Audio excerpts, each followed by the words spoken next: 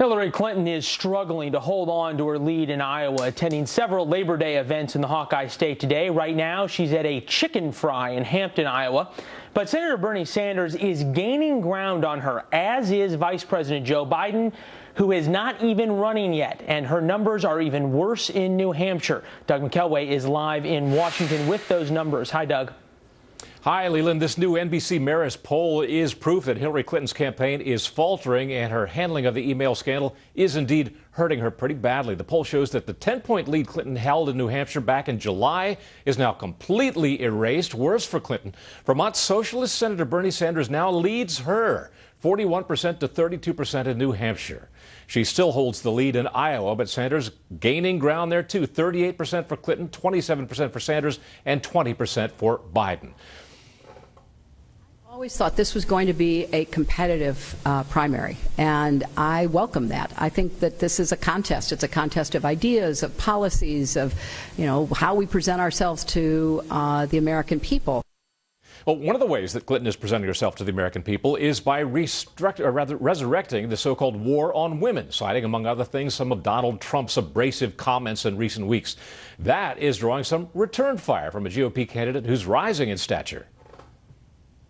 Well, first of all, boo-hoo Mrs. Clinton. I mean, Mrs. Clinton is the same person who compared Republicans to terrorists. The truth is, Mrs. Clinton has lied as Secretary of State about Benghazi, about her emails, about her server. And so when she revives this war on women, and make no mistake, she will, this is her go-to line. Meanwhile, one analyst is suggesting that Bernie Sanders' rise in the polls may be short-lived.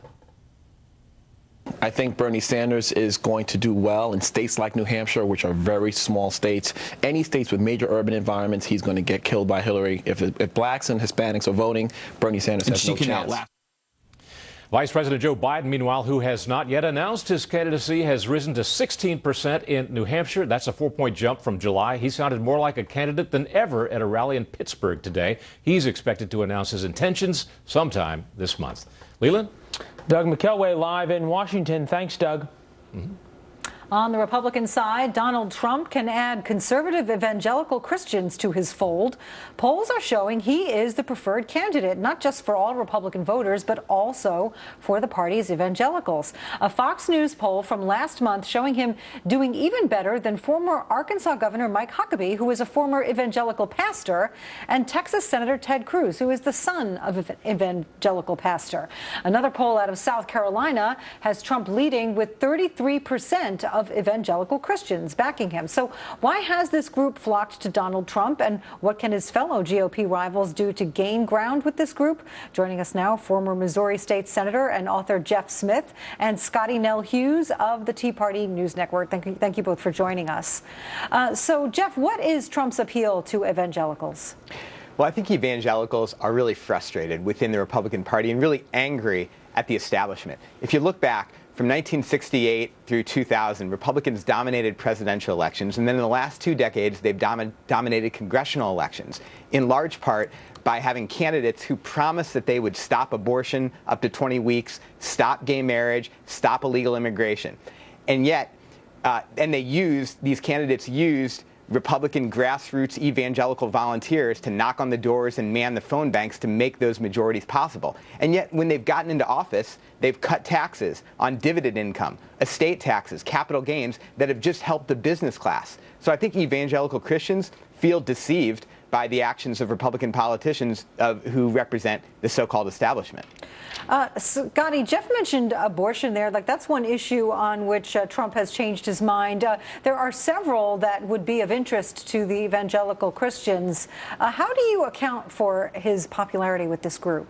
Well, you have to remember what evangelical means. It means that you're zealous in advocating something. And there's nobody more zealous on the campaign trail of 2016 than Donald Trump. And you're seeing the evangelical vote really being the anti-establishment vote. And so what he's saying, while it's not maybe specifics on policy, none of the candidates have necessarily been specifics on policy. And while they're sitting there throwing these darts and these childish little accusations against each other, nobody's specifically listing within their accusations of why that person's not a conservative. So if you're a another candidate, the reason why the evangelicals are still lining up behind Donald Trump is maybe they don't understand what his past position has been. But I'll caution you this. Don't sit there and hold somebody for their sins of their past if they're willing to work for the future. People trust Donald Trump that they're honestly going to tell them what he wants to do. Even if they don't agree with it, at least they can trust what he's saying. Yeah, Jeff, that's what we keep hearing over and over again. He's a straight shooter. Even on the issues on which people disagree with him, they know that he's being honest with them. He's not going to say one thing and do something else. He is what he is. How can other candidates gain ground against that? I think they're going to struggle to do so. If you look at people like Huckabee and Santorum, who were once the favorite of evangelicals, their performance ultimately, they didn't cut the mustard.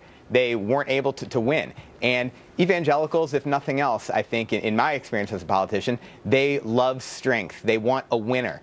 They don't see in Donald Trump, for example, the Jesus who turned the other cheek. They see the Jesus of Matthew 21, who threw the money changers out of the temple. And I think that's really what's drawing a lot of people to them right now, is this perception that we're going to rebuild the fence, get rid of illegal immigrants, and we're going to be in, the military hegemon that a lot of white evangelicals are looking to see.